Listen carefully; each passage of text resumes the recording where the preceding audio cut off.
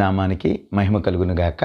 నేడుదినపు వాగ్దానంతో మీ ముందుకు రావడానికి ప్రభు సహాయం చేస్తున్నట్లుగా కొరింథీయులకు రాసిన మొదటి పత్రిక 2వ అధ్యాయం 15వ వాక్యం. ఆత్మ సంబంధమైన వాడు అన్నిటినీ వివేచించును. ప్రియ దేవుని బిడ్డలారా, దేవుని పిల్లలమైనటువంటి మన జీవితంలో మనము ఏ సంబంధులుగా ఉన్నామో ఆలోచన చేయాలి. ఆత్మ సంబంధమైన మనుషులమా లేదా ప్రకృతి సంబంధమైన మనుషులమా? ప్రకృతి సంబంధమైనటువంటి మనుషుడు దేవుని యొక్క జ్ఞానమును ఏమాత్రము ఎరగడు పిల్లరా. దేవుని యొక్క భయభక్తుల్లో కూడా కొనసాగటానికి ఇష్టపడడు. కానీ ఆత్మ సంబంధమైన మనుషుడు నిశ్చయముగా వివేచన కలిగిన వాడై మంచేదో చెడేదో లోకమేంటో దేవుని యొక్క భక్తి ఏంటో ఎరిగిన వాడిగా ఉంటాడు. నువ్వు నిజంగా దేవుని ఆత్మచేతను నడిపించబడినట్లయితే లోకానుసారమైనటువంటి క్రియలను నువ్వు విడిచిపెట్టి ప్రభు కొరకు యొక్క అద్భుతమైనటువంటి పాత్రగా వాడబడ్డానికి నువ్వు సిద్ధపరచుకో. రాబోతున్నటువంటి కాలంలో ఎన్నో భయంకరమైనటువంటి పరిస్థితులు రాబోతున్నాయి. ఆత్మానుసారంగా నడుచుకుంటూ దేవుని కొరకు ఒక యోధునిగా నీ జీవితాన్ని ముందుకు సాగించు. నేటి దినాన దేవుడు నిన్ను నీ కుటుంబాన్ని దీవించి ఆశీర్వదించును గాక. ఆమేన్.